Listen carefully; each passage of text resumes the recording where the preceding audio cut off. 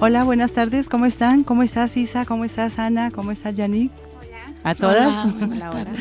Buenas tardes. Bueno, pues nuevamente estamos aquí en este espacio donde podemos hablar de muchas cosas y como mujeres fuera del sistema, pues hay que tratar asuntos que a veces no escuchamos en otra parte, ¿no? Me da muchísimo gusto que estemos aquí. Bueno, pues Isabel, te toca hacer la presentación de nuestra invitada del día de hoy. Vamos a ver un tema muy interesante de la justicia reproductiva, la experiencia de la red Azaleas en Michoacán. Y te toca. Adelante. Muchas gracias y pues súper contenta de estar con ustedes.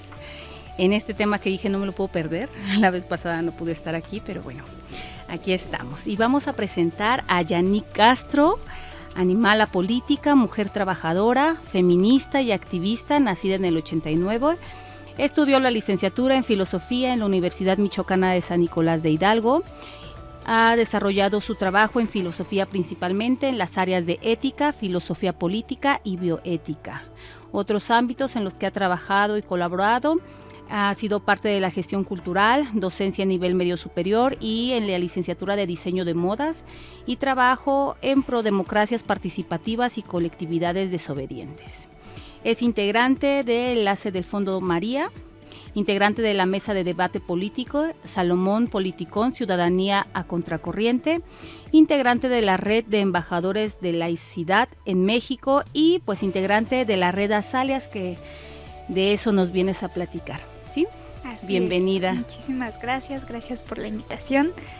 Pues aquí estamos. Toda una riqueza de conocimientos, Yannick. Por favor, compártela porque creo que además de a nosotros, a muchísima gente que nos esté escuchando o que nos pueda escuchar después, pues le va a interesar el tema, ¿no? Es un tema que se trate con mucha frecuencia y con esta apertura, ¿no? Sí, y algo muy importante de mencionar es que Yannick, para las que no la están viendo, pues es una mujer joven, ¿no? Es una feminista joven, que me parece que eso es bien importante, claro, plantear como la voz de las mujeres también de diferentes edades, ¿no? Fíjate que sí, Ana, eso abona mucho porque la verdad es que las que hemos estado participando, bueno, pues somos ahora sí que, como nos han dicho, de la vieja guardia y de las que iniciamos esto hace muchos años y no tenemos mucho conocimiento, o en el caso de Ana particularmente sí, que fue quien te invitó. Pero a mí me encanta escuchar voces jóvenes porque están mucho más actualizadas en otros temas que ya a nosotros no nos competen mucho, abrimos mucho la brecha, pero finalmente ustedes la están siguiendo, ¿no? Y muy bien. Sí, es parte precisamente de esa construcción de conocimiento colectivo, ¿no? O sea, como no son saberes que construimos solas o individualmente, sino que precisamente en las redes feministas, algo que acostumbramos a hacer, pues es a ir compartiendo ese conocimiento, y también algo muy importante es que también lo cuestionamos, ¿no? O sea, que es algo que aprendemos en los feminismos, luego ahí tenemos pues nuestros dilemas y todo, pero es parte del carácter del feminismo, ese carácter cuestionador, y bueno, pues en mi caso, desde mi quehacer profesional, pues también lo es como carácter de la filosofía, ¿no? El carácter cuestionador de muchas cosas que pensamos que ya están dadas por hecha, y bueno, en este caso específicamente en relación al ejercicio de nuestra sexualidad y el ejercicio de nuestra reproducción o de la no reproducción, como es el caso del trabajo que hacemos en Red Azaleas, como una colectiva que se forma aquí en Michoacán hace casi 6 años.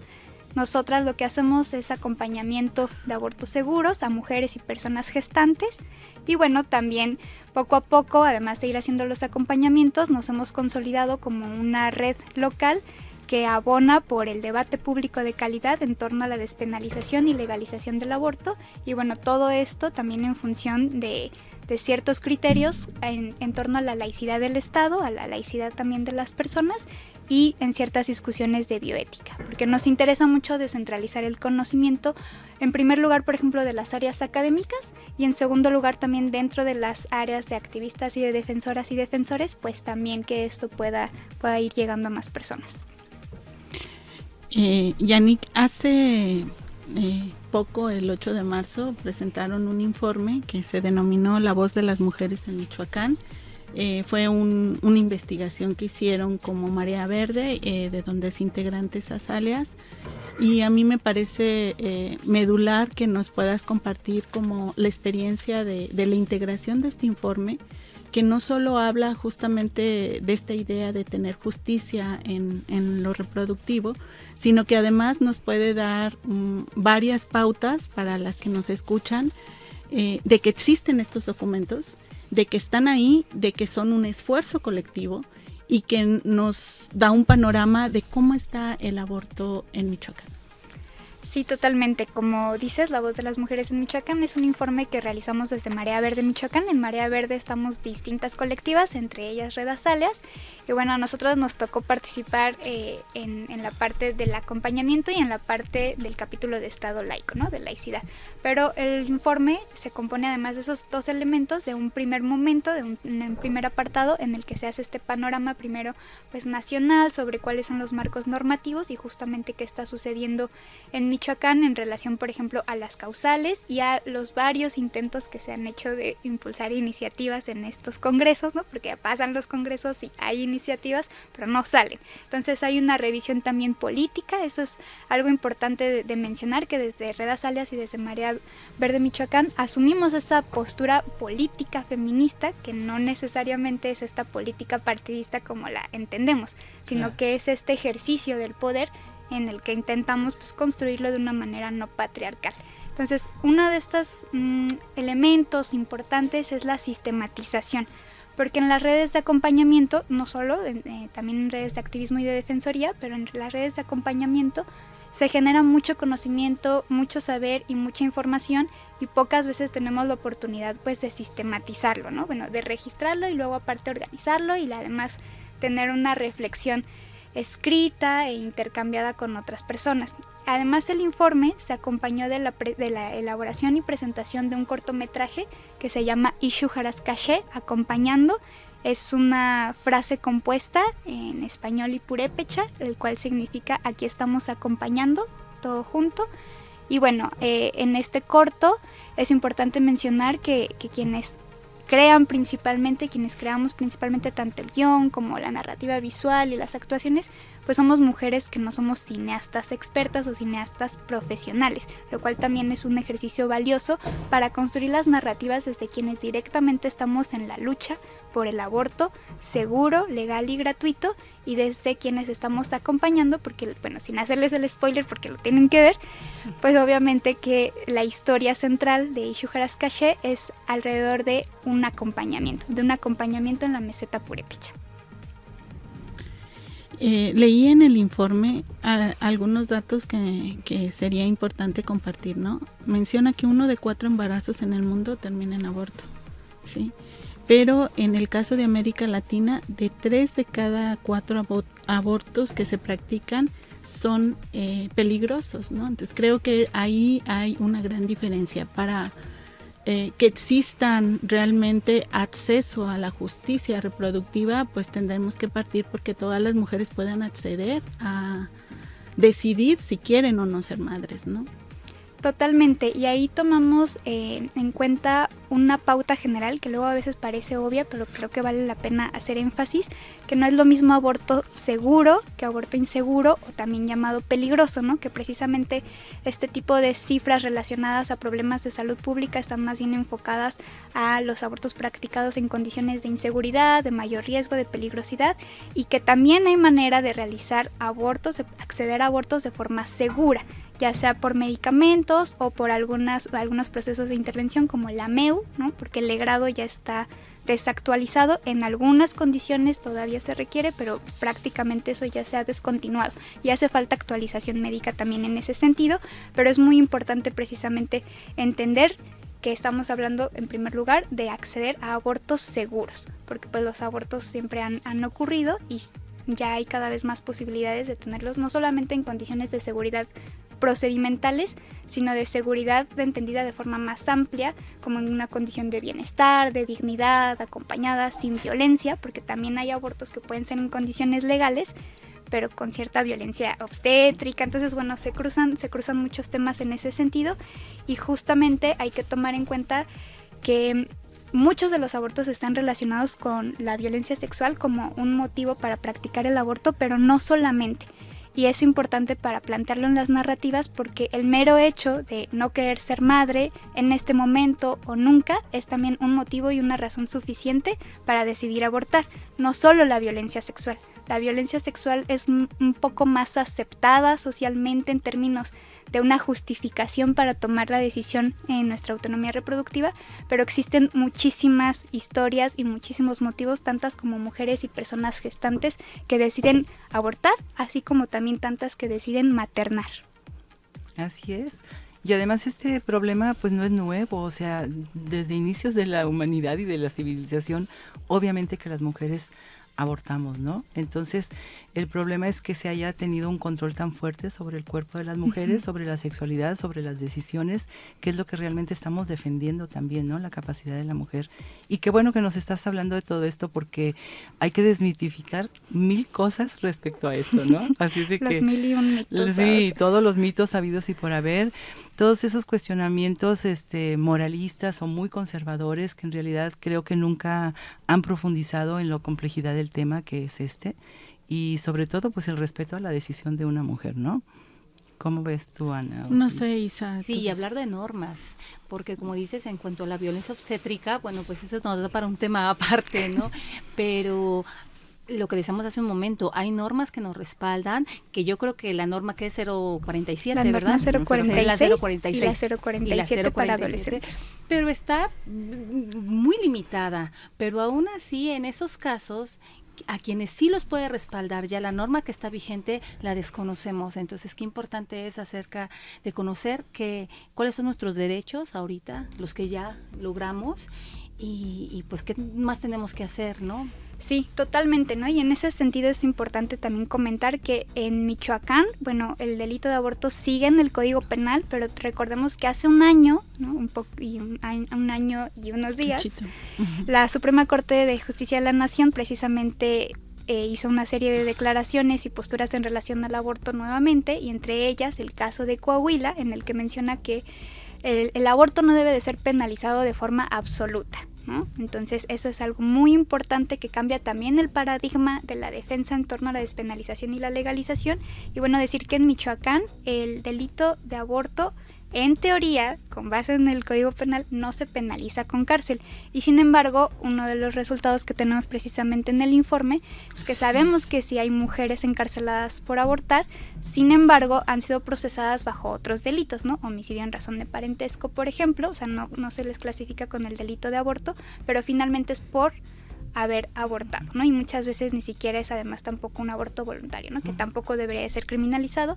Y además también en el Código Penal de Michoacán tenemos varias causales o excluyentes de responsabilidad, que son estos supuestos bajo los cuales se podría, más que permitir el aborto, digamos, no penalizar. Sin embargo, como mencionas, no es una realidad, ¿no? Ahí sí tenemos pues un reflejo muy grande de lo que es nuestro país, ¿no? En la norma dice esto, en la letra dice esto, y la realidad es otra. Porque existe mucho estigma relacionado con nuestros propios panoramas morales. El problema no es tener nuestras convicciones morales, sino que vivimos en una sociedad donde todos tenemos diferencias y también distintos proyectos de vida. Entonces no debemos de imponer ese proyecto de vida a alguien más, y mucho menos lo debe de hacer el Estado o el gobierno. Y ahí es donde entra precisamente el tema de la laicidad en todo lo relacionado con la justicia sexual y reproductiva. Ahorita específicamente pues el tema del aborto, pero ahí se atraviesa completamente. ¿En qué posición se queda el Estado también ante la omisión, primero, de cumplir lo que ya está en la normatividad de nuestros derechos humanos, porque tenemos derecho también a decidir el número de hijos y espaciamiento entre estos, bueno, todo esto que nos dice la teoría, pero al fin y al cabo sí es importante retomarlo, ¿no? A veces sentimos que ya hay que tirar la toalla porque esto no funciona, pero no, decirles que no, que tenemos que seguir insistiendo, y que finalmente, de todas formas, además de lo que ocurre en términos legislativos o en términos normativos, pues estamos las redes de acompañamiento, en este caso nosotras Redes Alias, pero existen muchas redes de acompañamiento. Afortunadamente cada vez somos más, y entonces sí hay forma de acceder a un aborto seguro, aunque sea en un territorio donde no sea legal o no sea legal completamente. Entonces sí es importante que tengamos eso en claro, porque también cada vez tenemos más información y se pueda hacer en condiciones seguras y dignas y acompañadas también. Y a mí me parece súper importante esto que están haciendo ustedes, porque creo que cualquier situación en la que las mujeres somos violentadas ya nos pone en un contexto muy vulnerable, en el momento que somos violentadas. Pero creo que la mujer en sí, en el momento que está gestando, ya estamos en un periodo muy sensible, muy vulnerable, y saber que existen ustedes y que ante la decisión de no traer al mundo a ese producto podemos acceder a un aborto seguro, sin necesidad de ser violentadas, ¿no? Entonces eso es magnífico y ojalá pueda ser más evidente todo el trabajo que están haciendo ustedes para que las personas que están en esta situación sepan a dónde tienen que acceder y evitar en ese periodo tan vulnerable, tan sensible, ser violentadas. Claro, vulneradas. Esta brecha creo que es uno de los aportes del informe que las invitamos a leer, porque justamente lo que menciona Yannick, que ahorita ella puede profundizar, es que las jóvenes han encontrado esta forma de interrumpir con medicamentos, que es seguro, de acuerdo a las semanas que tengamos y demás, pero no solo es el medicamento, ¿no? Por eso tan importante el video que nos comparte Yannick, porque pues acompañar no solo implica dar la pastilla a la dosis, que ya de entrada, de verdad eso es muy importante porque muchas mujeres no lo saben, sino cómo acompañas este proceso de decir, bueno, estoy embarazada, pero yo aún no me siento capaz de ser madre, por diversas razones, la que sea, porque fui violada, porque también eso creo que es bien importante. También el informe menciona que ha habido en el 2021 53.38 violaciones, o al menos denuncias por estas, ¿no? Y 516 casos hay en Michoacán. Entonces, ¿cuántas de estas mujeres que fueron violadas sin su consentimiento van a ser madres, ¿no? Entonces creo que esto de acompañar desde un marco totalmente diferente es bien importante. Y también creo que por eso muchas veces no se comparten, no se difunden estos resultados, porque lo que están haciendo las mujeres jóvenes es muy importante en esta parte, ¿no?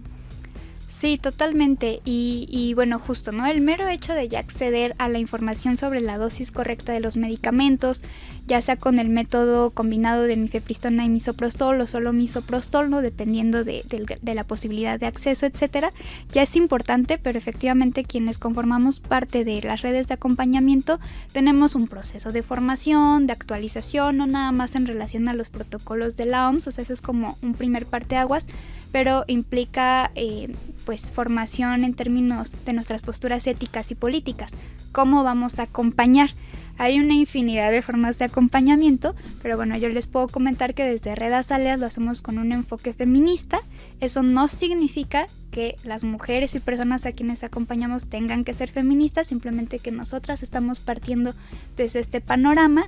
También lo hacemos con enfoque psicosocial, lo cual implica que vamos también a identificar un contexto social y estructural en donde estamos paradas, un contexto concreto de la persona que está decidiendo abortar o incluso decidir no abortar, porque de todas formas se puede acceder a la información y es parte de la toma de decisión, ¿no? Que sepamos qué opciones tenemos. Entonces, esa es una de las cosas. Y bueno, por supuesto, interseccional.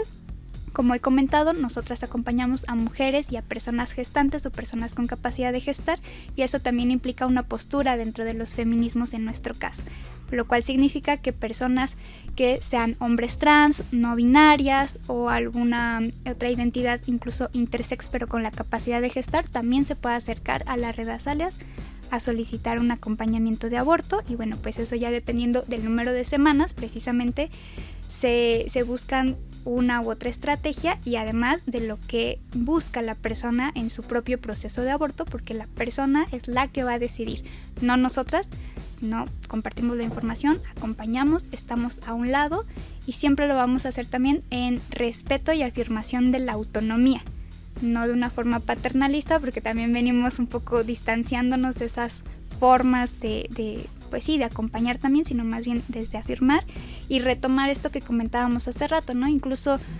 tener en cuenta que a lo mejor estamos diciendo no al embarazo, pero también hay que ver a todo lo que le estamos diciendo que sí, a todas esas cosas de nuestro proyecto de vida a la que les estamos diciendo que sí, porque abortar también es una decisión responsable y también es un acto de amor en primer lugar para nosotras mismas.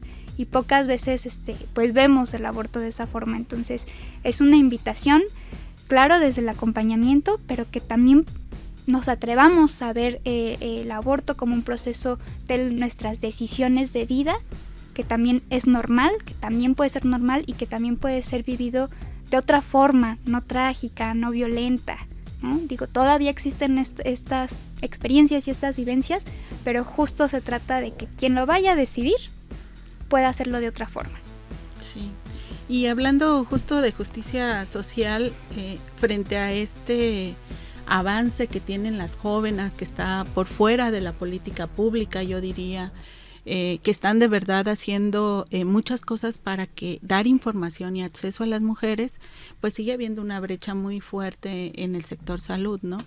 Yo leía también sus datos en relación a los casos de abortos registrados y bueno, eso siempre ha sido una ambigüedad muy fuerte porque nunca tenemos los datos reales, porque no sabemos qué sucede con muchas mujeres. En un contexto religioso y conservador es muy difícil que algunas mujeres compartan pues que han interrumpido, ¿no? Pero aquí ellas hacen un desglose de los principales municipios aquí en el estado. En el 2021 fueron 101 casos. De los que respondieron. De los que dijo el sector salud, sí. Y el mayor número está en Los Reyes, ¿no? Está en la meseta purépecha, o sea, son 36 casos en la meseta purépecha.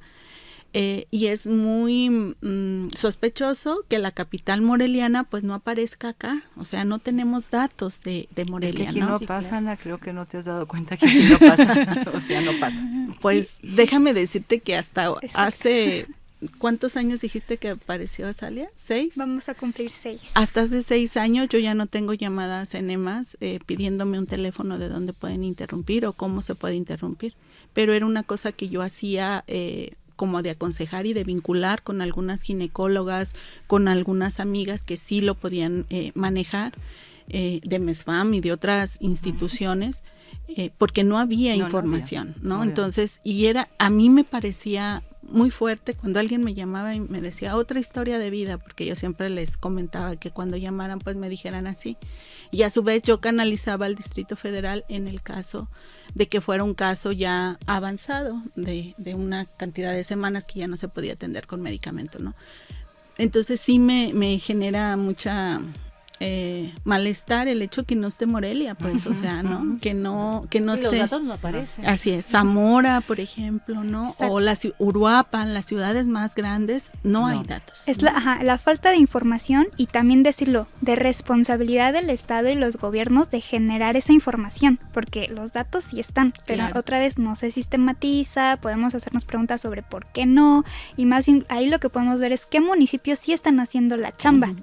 Porque una manera de verlo, alguien nos decía, es como, ay, es que aquí hay muchos abortos. No son muchos, o sea, ¿en relación a qué? O con base en qué lo estás comparando para ver si son muchos, pocos, ni siquiera sabemos en este caso son voluntarios, no son voluntarios, o sea, un montón de cosas que habría que desglosar, porque además los datos y la información se analiza y se interpreta. Así o sea, es, el claro. primer paso es tener esa información. Inclusive tomar en cuenta, creo, también la edad, ¿no? Exacto, Mujeres, edad, o sea. si hay alguna patología asociada, el procedimiento, o sea, son muchísimas cosas las que se tienen que tomar en cuenta en ese sentido, pero sí, o sea, el trabajo que se está haciendo también en las redes de acompañamiento en toda Latinoamérica como generadoras de conocimiento es muy importante.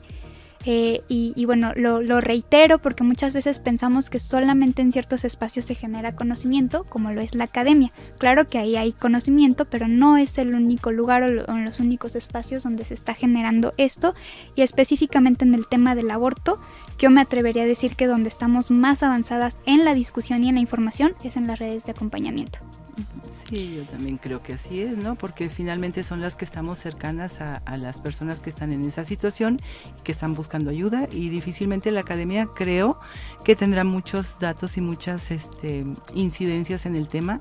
Sin embargo, no están tan cercanas a la mujer que está en esa situación desde mi punto de vista, ¿no? Sí, y falta también identificar algunos estigmas que tienen que ver a la hora de estudiar precisamente el objeto de estudio, ¿no? Como sujetos de estudio, también hay estigmas que se atraviesan ahí para plantear pues adecuadamente una metodología, ¿no? Sí sucede bastante. Luego nos invitan también a los foros y resulta que ahí estamos como esperando a que nos toque hablar, pero primero escuchamos a los expertos y sí nos ha tocado como que justamente no nos pongan en el panel como expertas en el tema de aborto, y más bien que nos digan como lo que tenemos que hacer y eso. Y bueno, lo comento porque es también parte de una invitación que hay que hacer a la academia, porque es importante la alianza. Claro. No hay que desecharla, es importante si realmente nos interesa también impulsar lo relacionado con la justicia sexual y reproductiva. Es que creo que todavía hay mucho miedo, ¿no? De que las mujeres digamos que apoyamos a una mujer que está en esa situación y quiere decidir algo que dentro de los estereotipos y de todo lo que nos han formado como mujeres, pues no debería de ser. Entonces, yo creo que hay mucho miedo de las mujeres de ser catalogadas. En alguna reunión recuerdo que una periodista, una reportera nos llamó abortistas, y eso a mí me molestó mucho porque creo que confunden mucho el tema, ¿no? El decir abortistas da la impresión, o al menos así lo sentí yo, como si anduviéramos buscando a cualquier mujer para decirle, oye, ¿quieres abortar? Ven, nosotros te ayudamos, ¿no? O sea, y no se trata de eso, se trata de apoyar a una mujer que quiere tomar una decisión que tiene el derecho y le corresponde, ¿no? Pero hay muchos estereotipos y mitos. Y es parte también de los cambios de narrativas, porque yo creo que generacionalmente a nosotras no nos molesta que nos digan ni abortistas ni aborteras, al contrario, hasta nos mandamos a hacer nuestras playeras de orgullosamente abortista, orgullosamente abortera, porque tiene que ver con un cambio de paradigma también, porque sí estamos a favor del aborto, porque el aborto también es una decisión válida, ¿no? Es irle quitando esa carga de que es algo negativo y que es la última opción. No. También puede ser la primera opción, ¿no? También puede ser algo pues válido, afirmativo. Entonces, pues más bien yo lo pongo sobre la mesa, ¿no? Como qué bueno escucharte, que tal vez, te lo juro, porque me cambias a mí toda esa sensación. Tal vez sí somos abortistas, bueno, yo sí. Sí, es como cuando preguntan, ¿eres feminista? O yo en algún taller pregunto, ¿quiénes son feministas? Y nadie levanta la mano, les digo, ¿cómo? O sea, ¿por qué no? Pero es el discurso, ¿no? Pero tiene que ver con el estigma, ¿no? Ajá. A lo mejor Yannick y sus compañeras no vivieron cosas como que estábamos en un café, yo me acuerdo mucho en una red hace más de 15 años, y empezamos a hablar de aborto, porque teníamos un proyecto en toda la región centro sobre aborto en salud pública.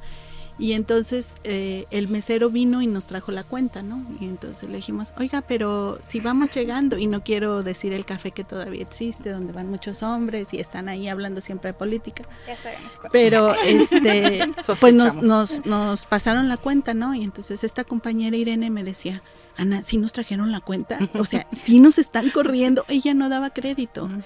Y la causa era que habíamos empezado a hablar de nuestras estrategias de aborto, ¿no? Claro. Entonces, pues nos paramos, ¿no? Pagamos la cuenta y nos fuimos de ahí, nos fuimos a la plaza a dialogar, ¿no? Hubo muchos otros detalles, ¿no? Yo recuerdo que yo saqué a mi hija de una escuela cuando tenía 6 años porque le empezaron a hacer bullying por justamente una conferencia de prensa en donde yo salgo con otras compañeras. Y entonces las niñas le empezaron a hacer un coro de tu mamá es una asesina, tu mamá es una asesina, fíjate, ¿no? Y entonces mi hija, que es muy fuerte, no hizo caso, pero sí se empezó a reclutar. Alejar, claro. Y entonces ya no tenía amigas y se hizo un lapicito en donde le puso faldita y esa era su amiga. Entonces a los niños les hablaba, pero a las niñas no, porque le decían que su mamá era una asesina. Entonces yo me empecé a dar cuenta que vestía mucho a la muñequita y le ponía muchos detalles. Y le pregunté que qué pasaba y dijo, es que en la escuela nadie me habla porque tú fuiste a una conferencia donde dijiste que estás a favor del aborto, ¿no? Entonces yo dije, qué mondriga, y la maestra qué está haciendo, ¿no? Claro. Y entonces ahí voy a reclamarle a la maestra, ¿no? Cuento esta anécdota porque son de las cosas que de repente te van planteando. En la actualidad, a las compañeras no les molestan nada de estas cosas y creo que es muy importante. Es maravilloso. ¿No? Lo han colocado en otro lugar. Y justamente desde este ámbito de la justicia, ¿no? Pero es importante saber estas historias porque es parte de la genealogía del movimiento. Así es. Y no llegamos aquí a este punto de la nada, ¿no? Incluso nosotras mismas, o sea, yo puedo decir como desde la experiencia de Azaleas hace 6 años no estaba la marea verde como está ahora, ¿no? Claro. Y a nosotras mismas nos tocó como ese estigma y ese rechazo y nos han tocado situaciones de acoso y hostigamiento por ser activistas defensoras, ¿no? Y abortistas, aborteras. Entonces Entonces sí es importante también en el aspecto de genealogía que recordemos eso, ¿no? Porque finalmente de seguro en las siguientes generaciones pues tendrán también una narrativa todavía distinta a la de nosotras. Claro. Y así debe de ser. O sea, y estamos en constante diálogo y no está cerrada la discusión ni la reflexión y es parte de lo que estamos también construyendo, ¿no? Que yo creo que hablar de aborto, o sea, construye muchísimas cosas, construye movimiento, construye cuestionamiento, construye prácticas democráticas también, ¿no? Nos enfrenta a posturas plurales y también a saber comunicar nosotras y también de pronto a no engancharnos, o sea, nos enseña muchísimo, hablar de aborto nos enseña muchísimo. Sí, yo también creo que a sustraernos un poco también de esos mandatos generales de la sociedad en donde pues creo que no hay mucha razón. Finalmente somos sujetas de derechos y tenemos la capacidad para decidir y para tomar ese tipo de decisiones, ¿no? Porque además es mucho el juicio de la mujer cuando toma la decisión y sin embargo en muchos casos también esa decisión es tomada porque son impulsadas por la pareja, porque no quiere ese compromiso y de alguna manera pues acceden a la petición del hombre, al menos en algunos casos yo he sabido que así es. Sí existe el aborto forzado y hay que decirlo con todas también, sus letras y eso es violencia. También, claro. Sí, así, no hay que buscarle ni rebuscarle, ¿no? Todo lo que implique sobrepasar nuestra autonomía es alguna forma de violencia y en este caso pues atraviesa muchos tipos, ¿no? Si es un aborto forzado generalmente hay violencia psicológica, emocional, a veces física, o sea, exacto, o sea, de muchas cosas. Económica. Entonces sí es importante enunciarlo y bueno, también recordar, o sea, aprovechar el espacio también para comentar que dentro de las redes de acompañamiento también trabajamos acompañamiento post-aborto. Generalmente es a quienes lo hacen de forma voluntaria, ¿no? Que de todas formas hay algo ahí que seguir continuando en la reflexión, pero igual si alguien ha tenido un aborto forzado, no voluntario, etcétera, es posible también tener un acompañamiento desde esta perspectiva. Qué bueno. Oye, Yannick, a ver, además de todos estos retos de los que estás hablando con autoridades, con los usuarios, ¿cuáles son los retos a los que se enfrenta la red Azalea? Bueno, pues en primer lugar creo que sería comunicarnos, ¿no? A veces que se comprenda desde las mujeres y personas con capacidad de gestar a quienes acompañamos, pues que también somos personas, ¿no? Y eso implica que tenemos trabajos, tenemos horarios, estamos cansadas, a veces no podemos contestar el teléfono, o sea, como que no podemos darlo todo al 100%, y eso a veces causa ruido, pero justamente un reto ha sido ver el acompañamiento pues como un acto afirmativo y no un acto de sacrificio. O sea, otra vez irnos alejando de esta idea como de amor romántico, pero trasladada al acompañamiento. Entonces, todo por mis acompañadas, todo por las mujeres. No todo, ¿no? Porque la mujer tiene su propia responsabilidad en su proceso. Entonces, ese es el primer reto más grande. Que se comprenda y se comunique que las decisiones son de ella, de la persona que está decidiendo abortar, y a partir de ahí acompañamos a hacer el procedimiento, el plan, todo lo que conlleve, ¿no? Incluso con algunas es nada más, solo quería saber lo que ya sé, que me confirmes, ¿no? Porque hay algunas que ya saben absolutamente todo, sí, y con información confiable. Entonces es distinto en cada persona, pero yo diría eso, que se comprenda que hay una relación, aunque sea efímera, ¿no? De unos días, de unas semanas, pero que hay una relación y que en ese sentido se requiere respeto mutuo. Y no engancharse, porque hace ratito hablabas que no es esta idea paternalista del vínculo.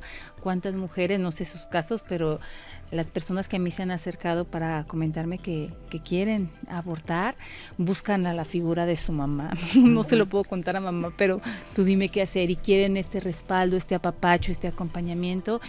Y pues desde ahí no va, porque entonces, ¿en qué momento nos estamos haciendo cargo de nuestras decisiones? Sí, cuerpo? A nosotros nos gusta inspirarnos mucho en esta frase zapatista, ¿no? Entonces, es acompañar y no suplantar. Entonces, son las decisiones de las personas y es importante que también las personas desde un principio sepan que una no les va a decir, decide esto, haz esto, ¿no? Sino que justamente estamos a un lado para apoyar, para que no se sientan solas, ¿no? Porque podemos vivirlo de otra manera y bueno, también es el no engancharnos de muchas maneras, ¿no? Es decir, no somos ni sus papás ni sus mamás, desde esta figura más bien como pues sí, como que decide el destino de otras personas o les impone, ¿no? Pero sí podemos ser compañeras, aliadas, claro, que estamos ahí afirmando, y si en algún momento pues la relación no funciona de acompañamiento, existen muchas redes de acompañamiento, lo importante es no obstaculizar la información, ¿no? Eso es como lo más importante, que se pueda acceder para que tomen sus propias decisiones. Bueno, Yannick, a mí me gustaría también en tu narrativa que nos pudieras compartir. Tomé una frase del informe que tiene que ver con justicia reproductiva, que dice: porque el aborto seguro salva vidas y protege nuestros derechos, es una deuda con la democracia para las mujeres. Uh-huh. ¿Por qué lo crees? Sí, totalmente. Ay, bueno, vamos otro podcast. Vamos a necesitar otro más, los que sean necesarios. Pues precisamente, ¿no? O sea, salva vidas en el sentido de que el hecho mismo de tomar las riendas de nuestros proyectos de vida, de ejercer nuestra autonomía, eso cambia el paradigma de la vida. Es decir, pensar en la vida no solo como un hecho biológico de supervivencia, de me mantengo viva, vivo, vive, ¿no? Sino que estoy eligiendo dentro de las posibilidades, por supuesto, dentro de nuestros contextos. Entonces, el hecho mismo de decidir, ya sea abortar o maternar, pero si decidimos abortar, que podamos hacerlo de forma segura, salva vidas no solamente en el sentido de que me alejo de un proceso riesgoso o peligroso, sino que también está afirmando mis decisiones, mi autonomía. Y bueno, es una deuda de la democracia el aborto legal específicamente, porque tiene que ver con el reconocimiento de que somos sujetas autónomas de derecho y además que somos sujetas capaces de decidir sobre sus proyectos de vida. Claro. Y bueno, pasan y pasan las legislaciones en distintos estados y escuchamos los mismos argumentos, no nada más en torno al aborto, sino en cualquier decisión que implique a las mujeres u otros grupos disidentes, ¿no? Y entonces a veces podríamos escuchar un debate de este año del Congreso de Michoacán y un debate de los años 50 sobre las sufragistas. Y exactamente, y es más o menos lo mismo. Entonces tiene que ver con eso y también tiene que ver con el tema de las mayorías, porque algunos diputados por ahí nos quieren hacer trampitas discursivas de que es un tema de mayorías y no. Lo que se está discutiendo en términos legislativos es la despenalización y la legalización, no si nos dan permiso de abortar o no. Esa es una decisión individual, personal, íntima. En cambio, su regulación, en términos de quitarla del Código Penal, de que deje de ser un delito y además de que sea parte de los servicios de salud gratuitos que otorga el Estado y que además pues así debe ser como cualquier otro situación de salud. Ajá, es procedimiento de salud y que además acaba de decir la OMS ahora en la pandemia que los procesos de aborto son también procesos de salud esenciales, ¿no? A propósito de todas estas discusiones de qué es esencial y qué no, pues también lo es. Entonces es una deuda de la democracia en ese sentido. No se tiene por qué someter a consulta, no porque las consultas sean malas, es importante también aclararlo. Muchas de nosotras hemos sido impulsoras de este tipo de mecanismos de participación, pero es importante saber para qué se hacen las consultas, qué se puede consultar, qué no, y entonces hay varias cosas al respecto. El mismo debate público de calidad apoya a generar la construcción de una mejor democracia, de una mejor forma de participación ciudadana y ejercicio político. Entonces es como en muchos sentidos. Y bueno, por último decir que la democracia está íntimamente relacionada con la laicidad, con el Estado laico. Y la laicidad es básicamente el rechazo al dogmatismo. Entonces, por eso y por muchas cosas más es que el aborto legal, específicamente en esta discusión, es una deuda de la democracia. Pues muchas gracias, Yannick. No sé, Isa, Rosalba, si quieran preguntarle algo más a Yannick, ¿no? Que ya se acabó. Ya casi se anda acabando. Sí, ya casi en eso pero estamos. Quería decir, otro dato que dan acá es que 59.4% de las mujeres en este estado están en edad reproductiva. Eso quiere decir que más de la mitad puede en algún momento ocupar de una interrupción del embarazo, ¿no? O está viviendo esto y que esperemos que no lo viva en condiciones ni de peligro ni de violación a sus derechos humanos, ni ¿no? de soledad tampoco, sí. De ese miedo, ¿no? De estar sola, de no saber qué hacer, ni a dónde acudir, ni cómo. Ojalá que no. Y en nuestro contexto, bueno, pues siempre hay varios grupos con estos dogmas, con seguir sosteniendo este control de los cuerpos de las mujeres, ¿no?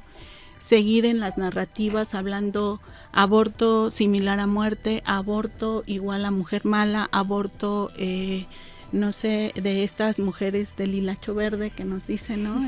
Que lo promovemos, ¿no? Y entonces a la contraparte se hacen marchas, ¿no? A favor de la vida, a favor de, incluso creo que narrativas que ya no tienen nada que ver con nosotras, ¿no? Y que vale mucho la pena recordar esto, o sea, hablar de aborto también es hablar de amor propio, de amor de las mujeres. Hablar de aborto significa también reconocer que tenemos derechos, ¿no? Y derechos humanos. Así es, Ana, y creo que estamos llegando a un momento en donde habrá que tomar conciencia mucho sobre esto, ¿no? No hablar a la ligera sobre un tema tan difícil, tan doloroso, y me imagino que difícil, pero sobre todo pues cambiar de paradigmas en el pensamiento, ¿no? Y ubicar las cosas como son en realidad, con esa naturalidad que deberíamos de tomarlas, sin dogmatismos. Bueno. No sé, Isa, si tú quieras hacer algún otro comentario. No, hay que hacer un podcast de esto y muchas cosas más. Creo que uno de las, por donde a mí me han abordado es, a ver, tú que estás acompañando tanto a la niñez, ¿no has pensado nunca en esos niños que no han nacido? Y lo único que les puedo compartir es que sí he tenido oportunidad de compartir con niños que son productos de una violación, y es tan dolorosa su realidad, es tan evidente cosas en su personalidad que me dicen es que se trata de esa vida, y yo les hago la reflexión, habría que ver la calidad de vida de esos niños que tienen que enfrentar, sea una vida donde no son deseados. Entonces, si muchas personas que están en contra del aborto pueden ver lo que yo he visto, yo creo que se la pensaría, ¿no? Más de una vez para... Sí, más allá de los derechos de las mujeres, ¿sí? Si tenemos que voltear a ver a los niños, creo que fue una de las cosas que a mí me hizo replantearme hace muchos años, porque venía de una cultura donde claro que el aborto no era opción, y como maestra fue una de las cosas que me hizo a mí plantearme en qué calidad de vida tienen que tener, simplemente porque a la mujer no se le dio el permiso de abortar. Sí. Pues, ¿cómo cerraría, Yannick, este tema de justicia reproductiva? Sí, pues justamente decir que todo el tema del estatus ontológico del embrión y del feto es en sí mismo otro tema, ¿no? Reflexiones filosóficas, metafísicas, que también son importantes, ¿no? O sea, como no pasa nada si las abordamos, igual ya se las quedamos a deber. Pero sí es importante, porque en función de eso pues tomamos nuestras decisiones y nuestras valoraciones, por supuesto. Y bueno, lo segundo es decir que a veces tenemos algunas trampas discursivas también entre lo que sería, lo que no sería, y bueno, lo desarrollamos en otro momento. Ya nada más para cerrar respecto a la justicia reproductiva, es que también ese es otro cambio de paradigma, ¿no? Muchas veces nos hemos mantenido en el discurso de los derechos sexuales y reproductivos o de la salud reproductiva, que también son importantes, pero que mantienen sus limitantes, porque entonces si el derecho no nos respalda, si las normativas no nos respaldan, entonces no lucharíamos por el aborto seguro, legal. Tiene que ver con otro tipo de reflexiones también, y son importantes en conjunto con las normatividades, por supuesto, para hablar de acceso, de acrecentar un poco la igualdad, disminuir injusticia y, por supuesto, aumentar nuestras libertades. Pero el tema de justicia reproductiva parte, con este paradigma, parte de identificar las opresiones sistémicas, ¿no? De ciertas desigualdades estructurales, y eso también es un cambio en nuestras narrativas y en la forma en la que vemos el tema. Entonces nos invito también a quienes somos aborteras, abortistas, a que entremos a la discusión de justicia reproductiva y no solo de derechos sexuales y reproductivos. Muy bien. Gracias, muchas gracias, Yannick, por estar aquí, Ana. Pues gracias a ustedes. Sí, muchas gracias, Yannick. Creo que justamente escuchar narrativas nuevas, ¿no? Con mucho aire, ¿no? Y también con otros enfoques, pues nos ayuda a repensar en los derechos humanos de las mujeres en este estado, ¿no? Una deuda también con ellas, ¿no? Entonces, sí. Muchas gracias, Isa, muchas gracias, Rosalba, y muchas gracias, Yannick. Gracias, hasta luego. Hasta luego.